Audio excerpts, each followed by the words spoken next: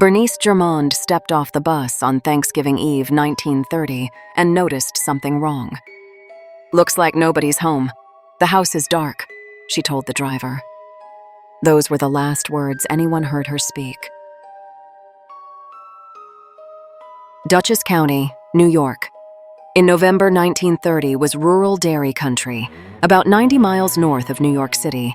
Stanford, properly called Stanfordville, was the kind of place where neighbors knew each other, where dairy farmers rose before dawn to milk their herds, where the rhythms of agricultural life hadn't changed much in generations. The landscape was rolling hills dotted with farms, stone walls dividing properties that had been in families for decades, bare November trees against cold gray skies. Thanksgiving was approaching. Across the county, families were preparing for the holiday, planning meals, inviting relatives, grateful for what the year had brought even in the midst of the Great Depression. The economic collapse had hit everyone hard, but farmers at least had food on their tables and roofs over their heads. It was something to be thankful for. The Germond family lived on Salt Point Road on the outskirts of Stanfordville. James Germond, called Husted by those who knew him, was 46 years old, a dairy farmer who supplied milk to the Borden Company. His wife Mabel was 47. Their daughter Bernice was 18, bright and ambitious, studying at the Eastman Business College in Poughkeepsie. Their son Raymond was 10. They weren't wealthy, but they were comfortable. Modest house, productive farm, a brand new expensive radio in the parlor, pies cooling in the pantry for Thanksgiving dinner. Everything a family needed, everything a family worked for. On the evening of November 26th, 1930, Thanksgiving Eve, Bernice boarded a bus in Poughkeepsie to head home for the holiday. The 20-mile journey took her through darkening countryside. By the time the bus reached her stop on Salt Point Road, just after 5 p.m., dusk was falling. She could see her family's house from the road, and she noticed immediately that something was wrong. Bernice Germond was a young woman with plans. At 18, she'd graduated high school and enrolled at Eastman Business College, one of the premier secretarial schools in the Hudson Valley. She was learning stenography, typing, bookkeeping, skills that would open doors in 1930, especially for a woman. She lived during the week in Poughkeepsie, coming home on weekends to help around the farm. Her father, Husted, was known as a mild-mannered man, a regular churchgoer, member of the local grange. He'd been farming the same land for years, supplying milk to Borden Company with clockwork reliability. Every morning, he'd load his wagon with milk cans and make his delivery. Rain or shine, holidays included, Husted Germond never missed a delivery. Mabel, his wife, managed the household and helped with the farm work. In 1930, farm wives were essential to operations. They raised chickens, tended gardens, preserved food, kept accounts, often milked cows alongside their husbands. Mabel Germond was known as hard-working and practical, the kind of woman who baked pies ahead of Thanksgiving and had them cooling on the windowsill before the holiday even arrived. 10-year-old Raymond was in school, a boy who helped his father with farm chores before and after classes. In the agricultural calendar of 1930, even children were essential labor. Raymond would have been looking forward to Thanksgiving. No school, special food, his sister home from the city. When Bernice's bus pulled up in front of the family property that Wednesday evening, the driver, Dennis Haggerty, noticed something unusual. The house was completely dark. No lamps lit in the windows, no smoke from the chimney, no sign of activity at all. Bernice saw it too. As she stood to gather her things, she turned to Haggerty and made an observation that would haunt the investigation for decades to come. "Looks like nobody's home." "The house is dark." She stepped off the bus. Haggerty watched her start up the path toward the dark house. The bus pulled away, continuing its route through the November evening. That was 5:10 p.m. on November 26, 1930. Dennis Haggerty was the last person to see Bernice Germond alive, except, of course, for whoever was waiting in that dark house. The Germond property sat just off Salt Point Road. The house was modest but well-maintained. Behind it stood a wagon shed where Husted stored his milk wagon and equipment. Further back was the cattle barn where the dairy herd spent their nights. The layout was typical of small dairy operations, everything within walking distance, everything arranged for efficiency. What happened over the next few hours would shock Dutchess County and draw national attention. Newspaper reporters would descend on the small farming community. The Pinkerton Detective Agency would get involved. Even Governor Franklin D. Roosevelt, himself a Dutchess County resident, would take interest in the case. But on that Thanksgiving Eve, as Bernice walked toward the dark house, none of that had happened yet. There was just the cold November air, the empty house, and whatever was waiting inside. Thanksgiving Day, November 27th, 1930, came and went. Families across Dutchess County gathered for holiday meals. The Borden Company dairy processing plant sat quiet. It was a holiday after all. But someone there noticed something unusual. Husted Germond hadn't delivered his milk. That wasn't like him. Husted was reliable to the point of predictability. He delivered milk every single day. But Thanksgiving came and went with no milk delivery from the Germond farm. Perhaps he'd decided to take the holiday off, people reasoned. Perhaps he'd finally given himself a break. It was unusual, but not immediately alarming. Friday, November 28th. Still no milk delivery. Now it was strange. Now it was worrying. Farmers didn't just stop delivering milk. Cows had to be milked whether it was a holiday or not. If Husted wasn't delivering, something had to be wrong. The Borden Company dispatched Willard Coons, one of their workers, to drive out to the Germond farm and investigate. Coons made the trip down Salt Point Road, probably expecting to find Husted sick or dealing with some farm emergency. What he found instead would become the worst crime scene Dutchess County had ever encountered. The house was still dark. Coons approached cautiously. He knocked. No answer. He tried the door.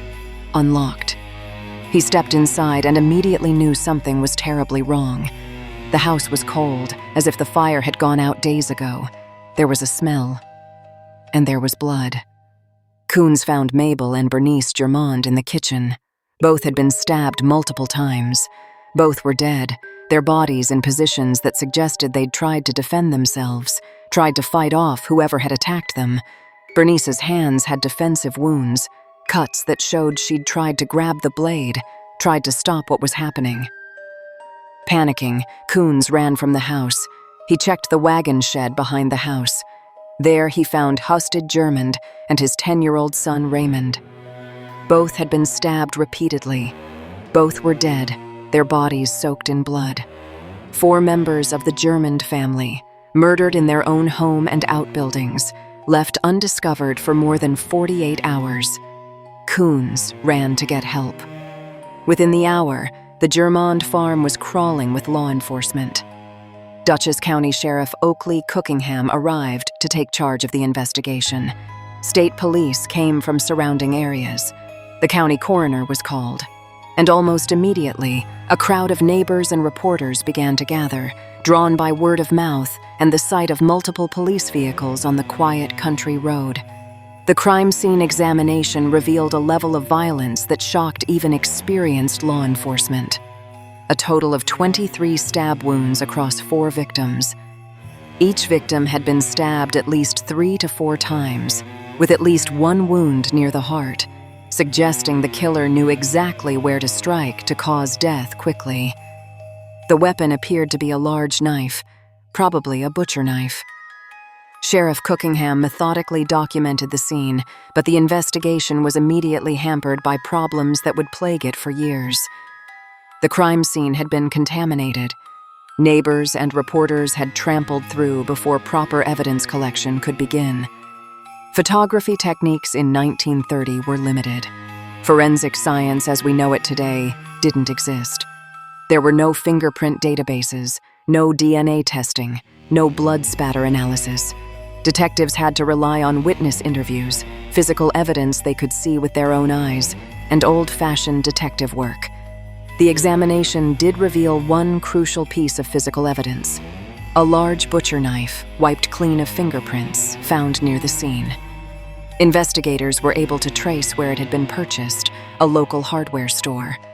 But when they interviewed the shopkeeper, he couldn't remember who had bought it. The knife was a common type, sold to dozens of people. Another dead end. The timeline began to take shape. Bernice had arrived home around 5:10 p.m. on Wednesday, November 26th. The medical examiner estimated the deaths had occurred that same evening, probably within hours of Bernice's arrival. That meant someone had either been waiting in the house when Bernice came home, or had arrived shortly after. That someone had killed all 4 members of the Germond family in rapid succession: Husted and Raymond in the wagon shed, Mabel and Bernice in the kitchen, and then disappeared into the November night. But who? And why? The Germans weren't wealthy enough to make robbery a clear motive, though some items did appear to be missing from the house. They had no known enemies. Husted was described by everyone as gentle, kind, utterly harmless. Mabel was well-liked. Bernice was a college student with no controversial connections. Raymond was a child. Nothing about this family suggested they should be targets for such brutal violence. Sheriff Cookingham began interviewing everyone who might have information. Theories multiplied rapidly, each one more speculative than the last. The first suspect theory involved a mysterious foreigner, reportedly seen walking near the Germond farm around the time of the murders. In 1930, America, xenophobia ran deep, and the idea of a dangerous stranger provided an easy explanation for inexplicable violence. Police pursued this lead aggressively. They eventually tracked down and arrested a man named Florentine Ermendi, picking him up in a Brooklyn pool hall and hauling him upstate for questioning. Multiple witnesses had claimed to see a foreign-looking man near the farm on Thanksgiving Eve. But when police conducted a lineup, not one of those witnesses could positively identify Ermendi. He had an alibi for the time of the murders. The mysterious foreigner theory collapsed, but not before generating significant newspaper coverage and reinforcing ugly stereotypes of the era. Other theories followed in rapid succession. Investigators looked into the possibility of disgruntled hunters. Apparently, some men had been fined after being caught hunting illegally on German property. Had one of them sought revenge? The theory fell apart when all the hunters had solid alibis and no evidence connected them to the scene. What about a romantic angle? Bernice was 18, pretty, a college student. Perhaps she'd had a boyfriend whose advances she rejected. Perhaps someone had become obsessed with her. Detectives interviewed Bernice's classmates and friends, but nobody could point to any troubled relationships or unwanted attention. Bernice had been focused on her studies, on building a professional future for herself. The romantic revenge theory led nowhere. Had it been road workers? A crew had been working on Salt Point Road earlier that autumn. One worker had supposedly been fired after making inappropriate comments to Bernice. Could he have returned for revenge? Again, the investigation went nowhere. The fired worker had an alibi. There was no evidence placing him at the scene. The case seemed impossible. 4 people murdered in brutal fashion, and yet no solid suspects, no clear motive, no physical evidence that pointed to anyone specific. The investigation dragged through 1931 and into 1932. Sheriff Cookingham refused to give up, convinced that someone local had to be responsible. Strangers didn't commit family annihilations on remote dairy farms. Someone knew the family. Someone knew the property. Someone had a reason. By 1933, more than 2 years after the murders, Cookingham had narrowed his focus to one man, Arthur J. Curry, a neighbor of the Germans, age 46. the same age Husted Germond had been when he died. Curry was not a typical farmer. He operated multiple businesses, a chicken farm, a barber shop, a roadhouse that locals whispered was also a bootlegging operation. This was Prohibition-era America, and roadhouses that served illegal alcohol were common enough in rural areas where enforcement was lax. Curry had money from sources that seemed questionable. He had a violent temper and a criminal record that included assault. More importantly, Curry had been behaving strangely around the time of the murders. On November 26th, he'd told his wife he was going to see Husted Germond about money that was owed to him. The nature of the debt was never clearly established. Some said it involved a land lease dispute, others said hunting rights. Still others claimed Curry had loaned Germond money that wasn't repaid. Curry left home around 5 p.m. that day. He returned around 6:30 p.m., within the time frame when the murders occurred. When he came home, Curry's wife later told police he seemed agitated. He claimed he'd seen Husted but hadn't collected the money owed. His behavior over the following days struck his wife as odd. He was jumpy, irritable, more so than usual, even for a man with his temper. And here's the detail that made Sheriff Cookingham fixate on Curry. When Paul Germond, Husted's father, had rushed to the farm after hearing about the murders, Curry had accompanied him. Curry was one of the first people at the crime scene before police arrived. He'd been inside the house. He'd seen the bodies. He'd had opportunity to contaminate the scene, to remove evidence, to observe what investigators would find.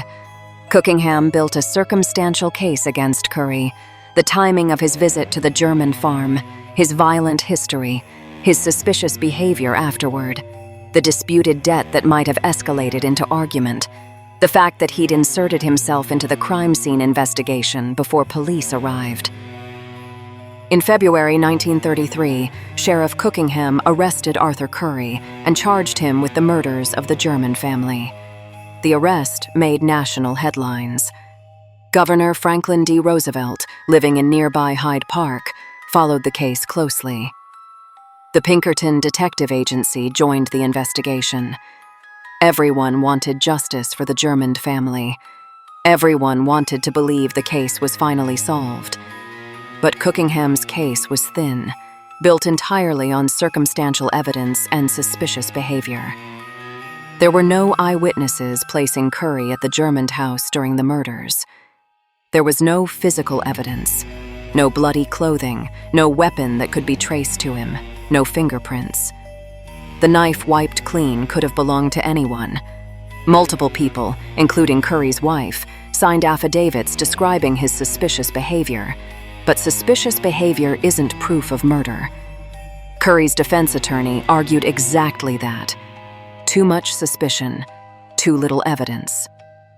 The case against Curry relied on circumstantial timing, a history of violence, and the fact that he'd acted strangely, none of which proved beyond reasonable doubt that he'd killed 4 people.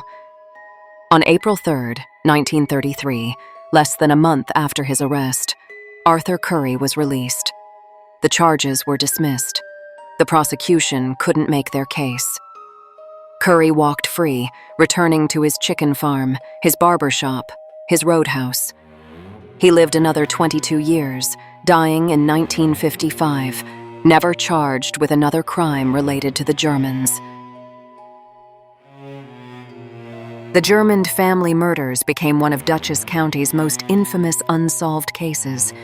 For decades, the file sat in archives, occasionally pulled out by investigators hoping new techniques or fresh eyes might crack it. But without modern forensics, without DNA evidence, without witnesses, the case remained frustratingly closed. Bernice, Mabel, Husted, and Raymond Germond were buried together. The dairy farm eventually sold to new owners who tried not to think about what had happened there.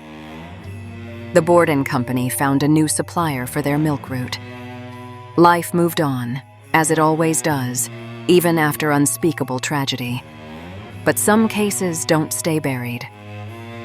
In 2022, nearly a century after the murders, Dr. Vincent Cookingham, a distant relative of Sheriff Oakleigh Cookingham, published a book called The Germond Family Murders, a forensic conclusion to a cold case. Dr. Cookingham had been granted access to surviving evidence and case files. He'd conducted his own analysis of the crime scene details, the timeline, the suspects. His conclusion? Arthur Curry was guilty. Cookingham's forensic analysis of the wounds, the positions of the bodies, the timeline of events, all pointed to someone who knew the family, who had visited the farm that evening with a specific purpose, who had the capacity for extreme violence when provoked. Curry fit every aspect of that profile. The 1930 investigation, hampered by limited technology and contaminated crime scenes, had come to the right suspect, but couldn't prove it. Modern analysis, Cookingham argued, revealed patterns that 1930s detectives couldn't have recognized.